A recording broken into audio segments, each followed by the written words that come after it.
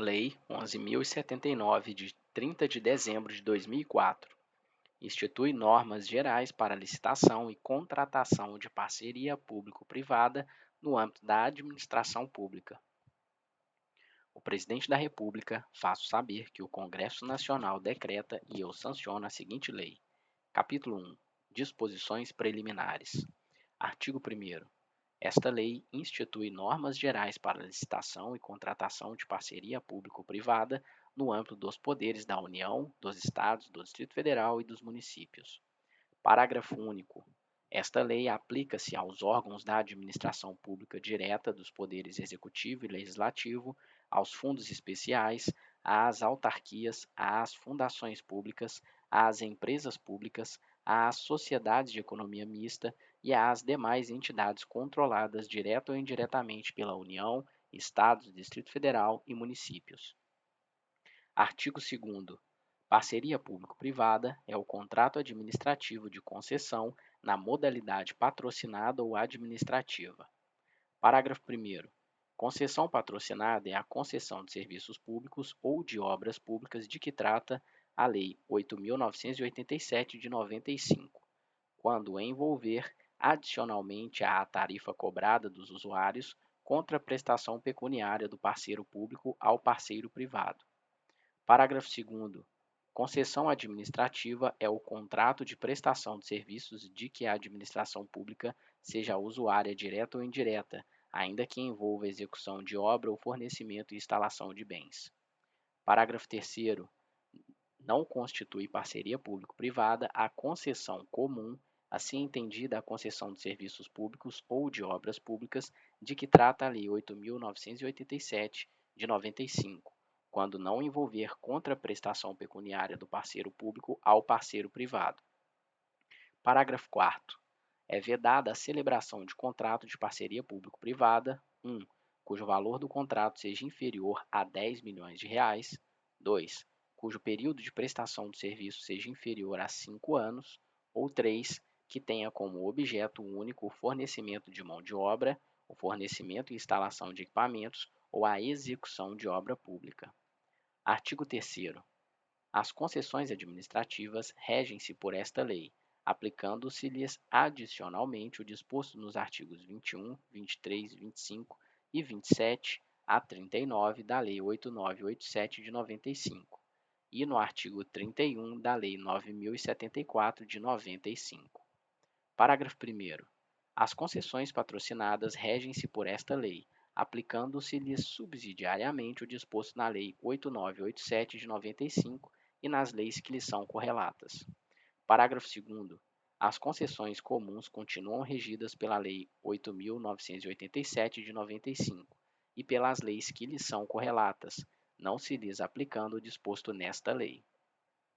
Parágrafo 3º.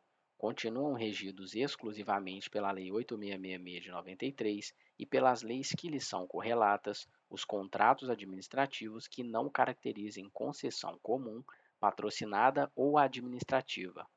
Artigo 4º. Na contratação de parceria público-privada serão observadas as seguintes diretrizes: 1. Eficiência no cumprimento das missões de Estado e no emprego dos recursos da sociedade. 2. Respeito aos interesses e direitos dos destinatários dos serviços e dos entes privados, incumbidos da sua execução. 3. Indelegabilidade das funções de regulação jurisdicional, do exercício do poder de polícia e de outras atividades exclusivas do Estado. 4. Responsabilidade fiscal na celebração e execução das parcerias. 5. Transparência dos procedimentos e das decisões. 6. Repartição objetiva de riscos entre as partes. 7. Sustentabilidade financeira e vantagem socioeconômica dos projetos de parceria. Capítulo 2. Dos contratos de parceria público-privada. Artigo 5º. As cláusulas dos contratos de parceria público-privada atenderão ao disposto no artigo 23 da Lei 8.987 de 95, no que couber, devendo também prever 1. O prazo de vigência do contrato, compatível com a amortização dos investimentos realizados, não inferior a 5 nem superior a 35 anos, incluindo eventual prorrogação. 2. As penalidades aplicáveis à administração pública e ao parceiro privado em caso de inadimplemento contratual, fixadas sempre de forma proporcional à gravidade da falta cometida e às obrigações assumidas. 3. A repartição de riscos entre as partes, inclusive os referentes a caso fortuito, força maior, fato do príncipe e alha econômica extraordinária. 4. As formas de remuneração e de atualização dos valores contratuais. 5. Os mecanismos para a preservação da atualidade da prestação de serviços. 6. Os fatos que caracterizem a inadimplência pecuniária do parceiro público, os modos e o prazo de regulação e, quando houver, a forma de acionamento da garantia. 7. Os critérios objetivos de avaliação do desempenho do parceiro privado. 8.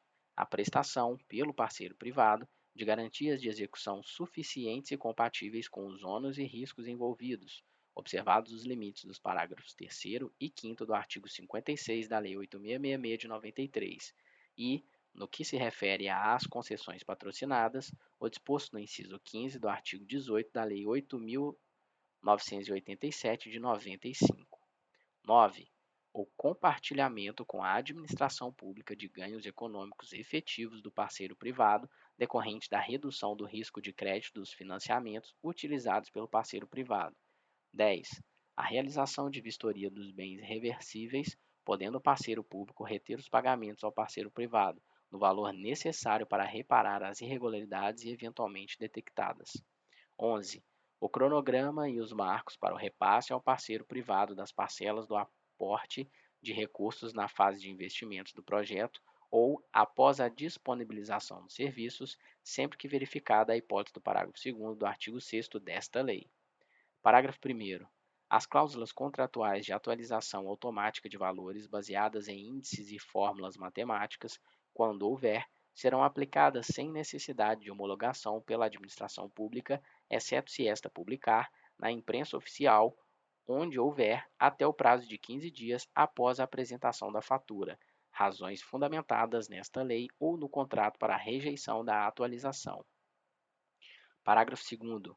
Os contratos poderão prever adicionalmente: 1.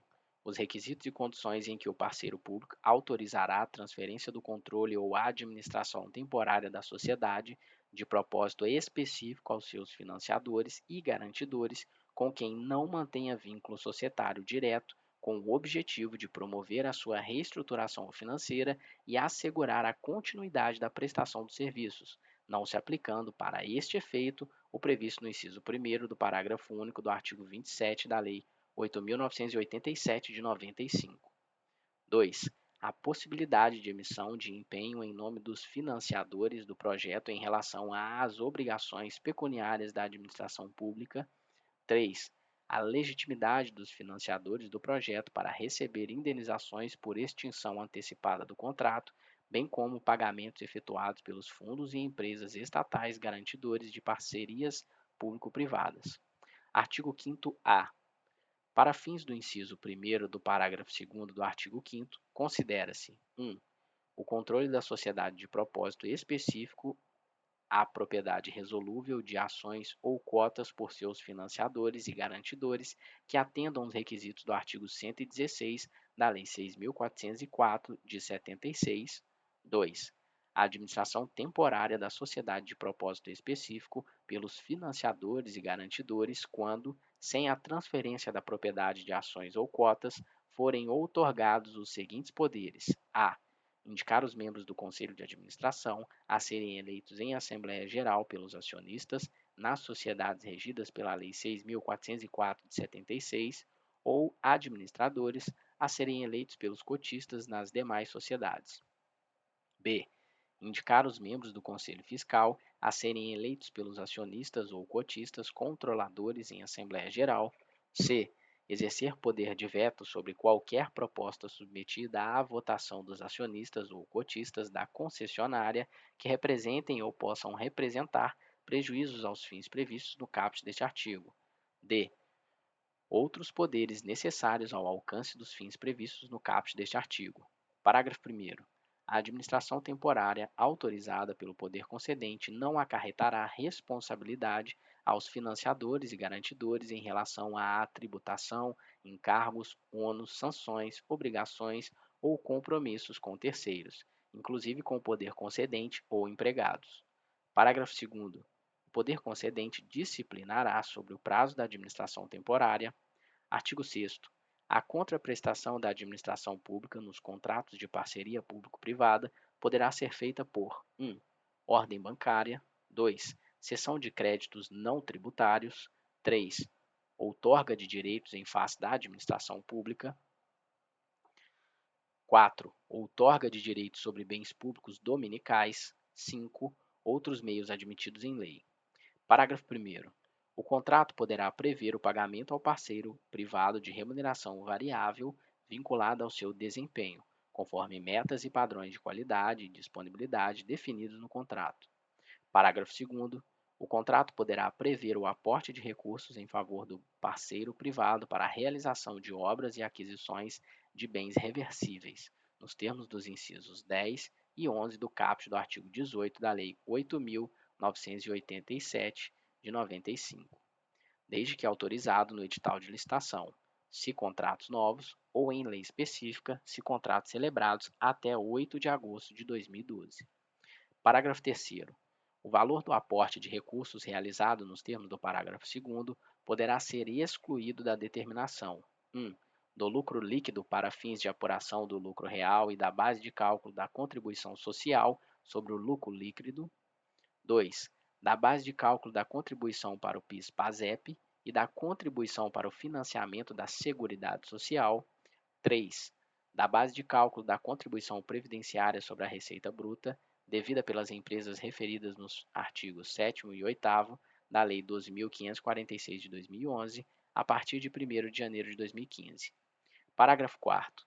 Até 31 de dezembro de 2013, para os optantes conforme o artigo 75 da Lei 12.973 de 2014 e até 31 de dezembro de 2014, para os não optantes, a parcela excluída nos termos do parágrafo 3º deverá ser computada na determinação do lucro líquido para fins de apuração do lucro real, da base de cálculo da CSLL e da base de cálculo da contribuição para o PIS/PASEF e da CONFINS, na proporção em que o custo para a realização de obras e aquisição de bens a que se refere o parágrafo 2º deste artigo for realizado, inclusive mediante depreciação ou extinção da concessão, nos termos do artigo 35 da Lei 8.987 de 95. Parágrafo 5º. Por ocasião da extinção do contrato, o parceiro privado não receberá indenização pelas parcelas de investimentos vinculados a bens reversíveis ainda não amortizadas ou depreciadas, quando tais investimentos houverem sido realizados com valores provenientes do aporte de recursos de que trata o parágrafo 2º. Parágrafo 6º. A partir de 1º de janeiro de 2014, para os optantes conforme o artigo 75 da Lei 12.973 de 2014 e de 1º de janeiro de 2015, para os não optantes, a parcela excluída nos termos do parágrafo 3º deverá ser computada na determinação do lucro líquido para fins de apuração do lucro real, da base de cálculo da CSLL e da base de cálculo da contribuição para o PIS/PASEP e da COFINS, em cada período de apuração durante o prazo restante do contrato, considerado a partir do início da prestação dos serviços públicos. Parágrafo 7º. No caso do parágrafo 6º, o valor a ser adicionado em cada período de apuração deve ser o valor da parcela excluída dividida pela quantidade de períodos de apuração contidos no prazo restante do contrato. Parágrafo 8º. Para os contratos de concessão em que a concessionária já tenha iniciado a prestação de serviços públicos nas datas referidas no parágrafo 6º, as adições subsequentes serão realizadas em cada período de apuração durante o prazo restante do contrato, considerando o saldo remanescente ainda não adicionado. Parágrafo 9º. A parcela excluída nos termos do inciso 3º do parágrafo 3º deverá ser computada na determinação da base de cálculo da contribuição previdenciária de que trata o inciso 3º do parágrafo 3º em cada período de apuração durante o prazo restante previsto no contrato para construção, recuperação, reforma, ampliação ou melhoramento da infraestrutura que será utilizada na prestação de serviços públicos. Parágrafo 10. No caso do parágrafo 9º, O valor a ser adicionado em cada período de apuração deve ser o valor da parcela excluída, dividida pela quantidade de períodos de apuração contidos no prazo restante previsto no contrato para construção, recuperação, reforma, ampliação ou melhoramento da infraestrutura que será utilizada na prestação de serviços públicos. Parágrafo 11. Ocorrendo a extinção da concessão antes do advento do termo contratual, o saldo da parcela excluída nos termos do parágrafo 3º, ainda não adicionado, deverá ser computado na determinação do lucro líquido para fins de apuração do lucro real, da base de cálculo da CSLL e da base de cálculo da contribuição para o PIS/PASEP, da COFINS e da contribuição previdenciária de que trata o inciso 3º do parágrafo 3º no período de apuração da extinção. Parágrafo 12. Aplicam-se às receitas auferidas pelo parceiro privado nos termos do parágrafo 6º o regime de apuração e as alíquotas da contribuição para o PIS/PASEP e da COFINS aplicáveis às suas receitas decorrentes da prestação de serviços públicos. Artigo 7º. A contraprestação da administração pública será obrigatoriamente precedida da disponibilização do serviço objeto do contrato de parceria público-privada. Parágrafo 1º. É facultado à administração pública, nos termos do contrato, efetuar o pagamento da contraprestação relativa à parcela fruível do serviço objeto do contrato de parceria público-privada. Parágrafo 2º. O aporte de recursos de que trata o parágrafo 2º do artigo 6º, quando realizado durante a fase dos investimentos a cargo do parceiro privado, deverá guardar proporcionalidade com as etapas efetivamente executadas. Capítulo 3. Das garantias. Artigo 8º.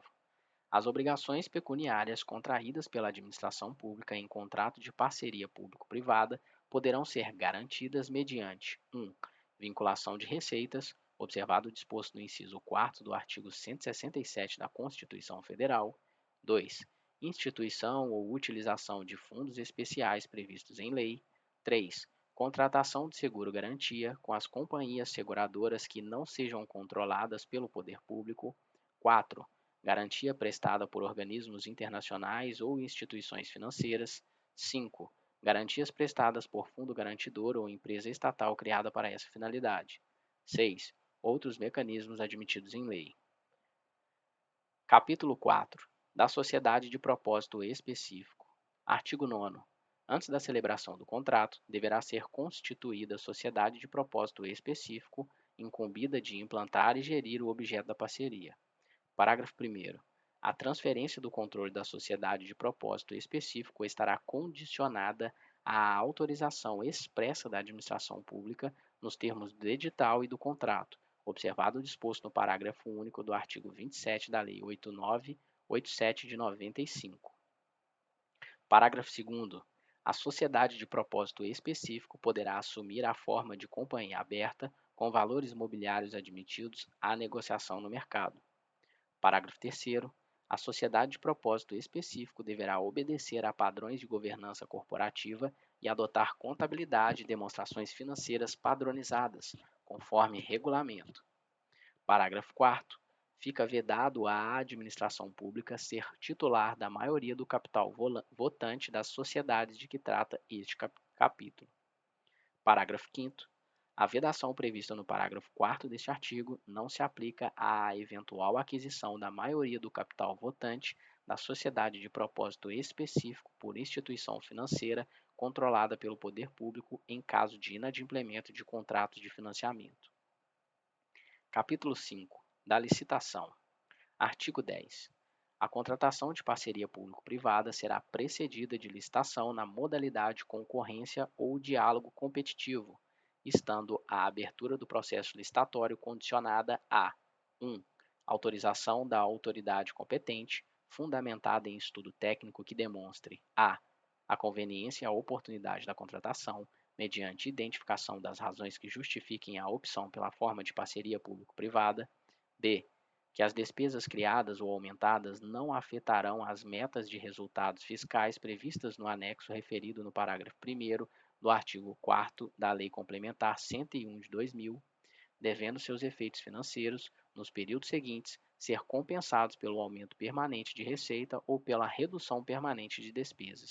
E c, quando for o caso, conforme as normas editadas na forma do artigo 25 desta lei, a observância dos limites e condições decorrentes da aplicação dos artigos 29, 30 e 32 da Lei Complementar 101 de 2000, pelas obrigações contraídas pela administração pública relativas ao objeto do contrato. 2. Elaboração de estimativa do impacto orçamentário financeiro nos exercícios em que deva vigorar o contrato de parceria público-privada. 3. Declaração do ordenador da despesa de que as obrigações contraídas pela administração pública no decorrer do contrato são compatíveis com a Lei de Diretrizes Orçamentárias e estão previstas na Lei Orçamentária Anual. 4. Estimativa do fluxo de recursos públicos suficientes para o cumprimento durante a vigência do contrato e, por exercício financeiro, das obrigações contraídas pela administração pública. 5. Seu objeto estar previsto no plano plurianual em vigor no âmbito onde o contrato será celebrado. 6. Submissão da minuta de edital e de contrato à consulta pública, mediante publicação na imprensa oficial, em jornais de grande circulação e por meio eletrônico, que deverá informar a justificativa para a contratação, a identificação do objeto, o prazo de duração do contrato, seu valor estimado, fixando-se prazo mínimo de 30 dias para recebimento de sugestões, cujo termo dar-se-á pelo menos 7 dias antes da data prevista para a publicação do edital, e 7. Licença ambiental prévia ou expedição das diretrizes para o licenciamento ambiental do empreendimento, na forma do regulamento, sempre que o objeto do contrato exigir. Parágrafo 1º. A comprovação referida nas alíneas B e C do inciso 1º do caput deste artigo conterá as premissas e metodologias de cálculo utilizadas, observadas as normas gerais para a consolidação das contas públicas, sem prejuízo do exame de compatibilidade das despesas com as demais normas do Plano Plurianual e da Lei de Diretrizes Orçamentárias. Parágrafo 2º. Sempre que a assinatura do contrato ocorrer em exercício diverso daquele em que for publicado o edital, deverá ser precedida da atualização dos estudos e demonstrações a que se referem os incisos 1º a 4º do caput deste artigo. Parágrafo 3º. As concessões patrocinadas em que mais de 70% da remuneração do parceiro privado for paga pela administração pública dependerão de autorização legislativa específica. Parágrafo 4º. Os estudos de engenharia para definição do valor do investimento da parceria público-privada deverão ter nível de detalhamento de anteprojeto e o valor dos investimentos para definição do preço de referência para a licitação será calculado com base em valores de mercado, considerando o custo global de obras semelhantes no Brasil ou no exterior, ou com base em sistemas de custos que utilizem como insumo valores de mercado do setor específico do projeto, aferidos, em qualquer caso, mediante orçamento sintético, elaborado por meio de metodologia expedida ou paramétrica. Artigo 11. O instrumento convocatório conterá a minuta do contrato, indicará expressamente a submissão da licitação às normas desta lei e observará, no que couber, os parágrafos 3º e 4º do artigo 15, os artigos 18, 19 e 21 da Lei 8987 de 95, podendo ainda prever 1. Exigência de garantia de proposta do licitante, observado o limite do inciso 3º do artigo 31 da Lei 8666 de 93. 2. Vetado. 3. O emprego dos mecanismos privados de resolução de disputas, inclusive a arbitragem, a ser realizada no Brasil e em linguagem portuguesa, nos termos da Lei 9.307 de 96, para dirimir conflitos decorrentes ou relacionados ao contrato. Parágrafo único. O edital deverá especificar, quando houver, as garantias da contraprestação do parceiro público a serem concedidas ao parceiro privado. Artigo 12. O certame para a contratação de parcerias público-privadas obedecerá ao procedimento previsto na legislação vigente sobre licitações e contratos administrativos e também ao seguinte: 1. O julgamento poderá ser precedido de etapa de qualificação de propostas técnicas, desclassificando-se os licitantes que não alcançarem a pontuação mínima, os quais não participarão das etapas seguintes. 2. O julgamento poderá adotar como critérios, além dos previstos nos incisos 1 e 5 do artigo 15 da Lei 8987 de 95, os seguintes: a. menor valor da contraprestação a ser paga pela administração pública. B. Melhor proposta em razão da combinação do critério da alínea A com o de melhor técnica, de acordo com os pesos estabelecidos no edital. 3. O edital definirá a forma de apresentação das propostas econômicas, admitindo-se a. Propostas escritas em envelopes lacrados, ou b. Propostas escritas seguidas de lances em viva voz. 4. O edital poderá prever a possibilidade de saneamento de falhas, de complementação de insuficiências ou ainda de correções de caráter formal no curso do procedimento, desde que o licitante possa satisfazer as exigências dentro do prazo fixado no instrumento convocatório. Parágrafo 1º. Na hipótese da alínea B do inciso 3º do caput deste artigo, 1. Os lances em viva voz serão sempre oferecidos na ordem inversa da classificação das propostas escritas, sendo vedado ao edital limitar a quantidade de lances. 2. O edital poderá restringir a apresentação de lances em viva voz aos licitantes cuja proposta escrita for no máximo 20% maior que o valor da melhor proposta. 2. Parágrafo 2º. O exame de propostas técnicas, para fins de qualificação ou julgamento, será feito por ato motivado, com base em exigências, parâmetros e indicadores de resultado pertinentes ao objeto, definidos com clareza e objetividade no edital. Artigo 13. O edital poderá prever a inversão da ordem das fases de habilitação e julgamento, hipótese em que 1. Encerrada a fase de classificação das propostas ou oferecimento de lances, será aberto o invólucro com os documentos de habilitação do licitante mais bem classificado, para verificação do atendimento das condições fixadas no edital. 2. Verificado o atendimento das exigências do edital, o licitante será declarado vencedor. 3. Inabilitado o licitante melhor classificado, serão analisados os documentos habilitatórios do licitante com a proposta classificada em segundo lugar, e assim sucessivamente, até que um licitante classificado atenda às condições fixadas no edital. 4. Proclamado o resultado final do certame, o objeto será adjudicado ao vencedor nas condições técnicas e econômicas por ele ofertadas. Capítulo 6. Disposições aplicáveis à União. Artigo 14. Será instituído, por decreto, órgão gestor de parcerias públicos-privadas federais com competência para 1. Definir os serviços prioritários para execução no regime de parceria público-privada. 2. Disciplinar os procedimentos para a celebração desses contratos. 3. Autorizar a abertura da licitação e aprovar seu edital. 4. Apreciar os relatórios de execução dos contratos. Parágrafo 1º. O órgão mencionado no caput deste artigo será composto por indicação nominal de um representante titular e respectivo suplente de cada um dos seguintes órgãos. 1. Ministério do Planejamento, Orçamento e Gestão, ao qual cumprirá a tarefa de coordenação das respectivas atividades. 2. Ministério da Fazenda. 3.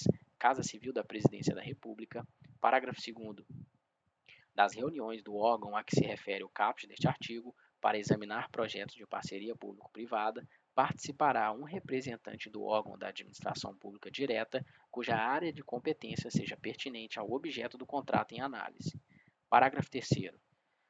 Para a deliberação do órgão gestor sobre a contratação de parceria público-privada, o expediente deverá estar instruído com pronunciamento prévio e fundamentado. 1. Do Ministério do Planejamento, Orçamento e Gestão sobre o mérito do projeto. 2. Do Ministério da Fazenda, quanto à viabilidade da concessão da garantia e à sua forma, relativamente aos riscos para o Tesouro Nacional e ao cumprimento do limite de que trata o artigo 22 desta lei. Parágrafo 4º. Para o desempenho de suas funções, o órgão citado no caput deste artigo poderá criar estrutura de apoio técnico com a presença de representantes de instituições públicas. Parágrafo 5º. O órgão de que trata o caput deste artigo remeterá ao Congresso Nacional e ao Tribunal de Contas da União, com periodicidade anual, relatórios de desempenho dos contratos de parceria público-privada. Parágrafo 6º. Para fins do atendimento do disposto no inciso 5º do artigo 4º desta lei, ressalvadas as informações classificadas como sigilosas, os relatórios de que trata o parágrafo 5º deste artigo serão disponibilizados ao público por meio de rede pública de transmissão de dados. Artigo 14-A. A Câmara dos Deputados e o Senado Federal, por meio de atos das respectivas mesas, poderão dispor sobre a matéria de que trata o artigo 14, no caso de parcerias públicas-privadas, por eles realizadas, mantida a competência do Ministério da Fazenda, descrita no inciso 2º do parágrafo 3º do referido artigo. Artigo 15. Compete aos ministérios e às agências reguladoras, nas suas respectivas áreas de competência, submeter o edital de licitação ao órgão gestor, proceder à licitação, acompanhar e fiscalizar os contratos de parceria público-privada. Parágrafo único. Os ministérios e agências reguladoras encaminharão ao órgão a que se refere o caput do artigo 14 desta lei, com periodicidade semestral, relatórios circunstanciados acerca da execução dos contratos de parceria público-privada na forma definida em regulamento. Artigo 16. Ficam à União, seus fundos especiais, suas autarquias, suas fundações públicas e suas empresas estatais dependentes autorizadas a participar, no limite global de R$ 6 bilhões, em fundo garantidor de parcerias público-privadas, que terá por finalidade prestar garantia de pagamento de obrigações pecuniárias assumidas pelos parceiros públicos federais, distritais, estaduais ou municipais, em virtude das parcerias de que trata esta lei. Parágrafo 1º. O Fundo Garantidor de Parcerias Público-Privadas terá natureza privada e patrimônio próprio, separado do patrimônio dos cotistas, e será sujeito a direitos e obrigações próprios. Parágrafo 2º. O patrimônio do fundo será formado pelo aporte de bens e direitos realizado pelos cotistas, por meio da integralização de cotas e pelos rendimentos obtidos com sua administração. Parágrafo 3º. Os bens e direitos transferidos ao fundo serão avaliados por empresa especializada, que deverá apresentar laudo fundamentado, com indicação dos critérios de avaliação adotados e instruídos com os documentos relativos aos bens avaliados. Parágrafo 4º.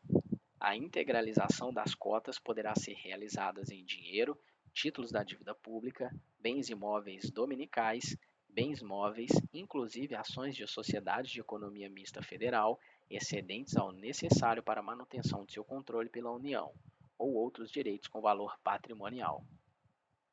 Parágrafo 5º. O Fundo Garantidor de Parcerias Públicos-Privadas responderá por suas obrigações com os bens e direitos integrantes de seu patrimônio, não respondendo os cotistas por qualquer obrigação do fundo, salvo pela integralização das cotas que subscreverem. Parágrafo 6º. A integralização com bens a que se refere o parágrafo 4º deste artigo será feita independentemente de licitação, mediante prévia avaliação e autorização específica do Presidente da República, por proposta do Ministro da Fazenda. Parágrafo 7º. O aporte de bens de uso especial ou de uso comum no fundo será condicionado à sua desafetação de forma individualizada. Parágrafo 8º. A capitalização do fundo, quando realizada por meio de recursos orçamentários, dar-se-á apuração orçamentária específica para esta finalidade, no âmbito de encargos financeiros da União. Parágrafo 9º. Vetado. Artigo 17.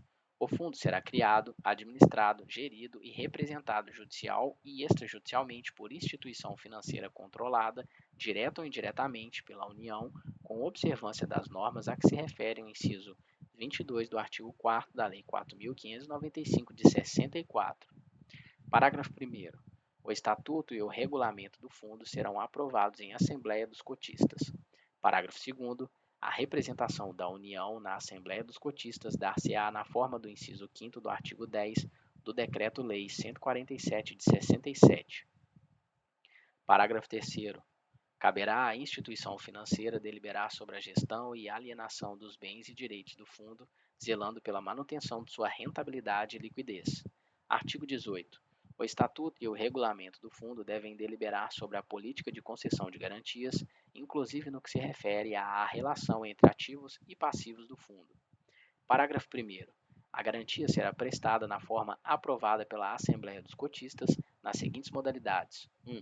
Fiança, sem benefício de ordem para o fiador. 2. Penhor de bens móveis ou de direitos integrantes do patrimônio do fundo, sem transferência da posse da coisa empenhada antes da execução da garantia. 3. Hipoteca de bens imóveis do patrimônio do fundo. 4. alienação fiduciária, permanecendo a posse direta dos bens com o fundo ou com o agente fiduciário por ele contratado antes da execução da garantia. 5. Outros contratos que produzam efeito de garantia, desde que não transfiram a titularidade ou posse direta dos bens ao parceiro privado antes da execução da garantia. 6. Garantia real ou pessoal, vinculada a um patrimônio de afetação constituído em decorrência da separação de bens e direitos pertencentes ao fundo. Parágrafo 2º. O fundo poderá prestar contragarantias a seguradoras, instituições financeiras e organismos internacionais que garantirem o cumprimento das obrigações pecuniárias dos cotistas em contratos de parceria público-privadas. Parágrafo 3º. A quitação pelo parceiro público de cada parcela de débito garantido pelo fundo importará a exoneração proporcional da garantia. Parágrafo 4º. O fundo poderá prestar garantia mediante contratação de instrumentos disponíveis em mercado, inclusive para complementação das modalidades previstas no parágrafo 1º. Parágrafo 5º. O parceiro privado poderá acionar o fundo nos casos de 1. Crédito líquido e certo, constante de título exigível, aceito e não pago pelo parceiro público após 15 dias contados da data de vencimento. E 2. Débitos constantes de faturas emitidas e não aceitas pelo parceiro público após 45 dias contados da data de vencimento, desde que não tenham havido rejeição expressa por ato motivado. Parágrafo 6º. A quitação de débito pelo fundo importará sua subrogação nos direitos do parceiro privado. Parágrafo 7º. Em caso de inadimplemento, os bens e direitos do fundo poderão ser objeto de constrição judicial e alienação para satisfazer as obrigações garantidas. Parágrafo 8º. O fundo poderá usar parcela da cota da União para prestar garantia aos seus fundos especiais, às suas autarquias, às suas fundações públicas e às suas empresas estatais dependentes. Parágrafo 9º. O fundo é obrigado a honrar faturas aceitas e não pagas pelo parceiro público. Parágrafo 10º. O fundo é proibido de pagar faturas rejeitadas expressamente por ato motivado.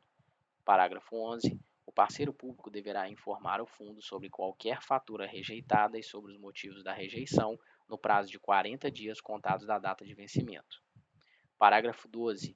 A ausência de aceite ou rejeição expressa de fatura por parte do parceiro público no prazo de 40 dias contados da data de vencimento implicará aceitação tácita.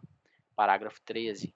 O agente público que contribuir por ação ou omissão para a aceitação tácita de que trata o parágrafo 12 ou que rejeitar fatura sem motivação será responsabilizado pelos danos que causar, em conformidade com a legislação civil, administrativa e penal em vigor. Artigo 19. O fundo não pagará rendimentos a seus cotistas, assegurando-se a qualquer deles o direito de requerer o resgate total ou parcial de suas cotas, correspondente ao patrimônio ainda não utilizado para concessão de garantias, fazendo-se a liquidação com base na situação patrimonial do fundo. Artigo 20. A dissolução do fundo deliberada pela Assembleia dos Cotistas ficará condicionada à prévia quitação da totalidade dos débitos garantidos ou liberação das garantias pelos credores. Parágrafo único. Dissolvido o fundo, o seu patrimônio será rateado entre os cotistas com base na situação patrimonial à data da dissolução. Artigo 21. É facultada a constituição de patrimônio de afetação que não se comunicará com o restante do patrimônio do fundo, ficando vinculado exclusivamente à garantia em virtude da qual tiver sido constituído, não podendo ser objeto de penhora, arresto, sequestro, busca e apreensão ou qualquer ato de constrição judicial decorrente de outras obrigações do fundo. Parágrafo único. A constituição do patrimônio de afetação será feita por registro em cartório de registro de títulos e documentos ou, no caso de bem imóvel, no cartório de registro imobiliário correspondente. Artigo 22. A União somente poderá contratar parceria público-privada quando a soma das despesas de caráter continuado derivadas do conjunto das parcerias já contratadas não tiver excedido, no ano anterior, a 1% da receita corrente líquida do exercício e as despesas anuais dos contratos vigentes nos 10 anos subsequentes não excedam a 1% da receita corrente líquida projetada para os respectivos exercícios. Capítulo 12. Disposições finais. Artigo 23. Fica a União autorizada a conceder incentivo, nos termos do Programa de Incentivo à Implementação de Projetos de Interesse Social, instituído pela Lei 10.735 de 2003, às aplicações em fundos de investimento criados por instituições financeiras em direitos creditórios provenientes dos contratos de parcerias público-privadas. Artigo 24. O Conselho Monetário Nacional estabelecerá, na forma da legislação pertinente, as diretrizes para a concessão de crédito destinada ao financiamento de contratos de parcerias público-privadas, bem como para a participação de entidades fechadas de previdência complementar. Artigo 25. A Secretaria do Tesouro Nacional editará, na forma da legislação pertinente, normas gerais relativas à consolidação das contas públicas aplicáveis aos contratos de parceria público-privado. Artigo 26. O inciso 1º do parágrafo 1º do artigo 56 da Lei 8666 de 93 passa a vigorar com a seguinte redação. Artigo 56, parágrafo 1º, inciso 1º. Calção em dinheiro ou em títulos da dívida pública, devendo estes ter sido emitidos sob a forma escritural, mediante registro em sistema centralizado de liquidação e de custódia autorizado pelo Banco Central do Brasil e avaliados pelos seus valores econômicos, conforme definido pelo Ministério da Fazenda. Artigo 27.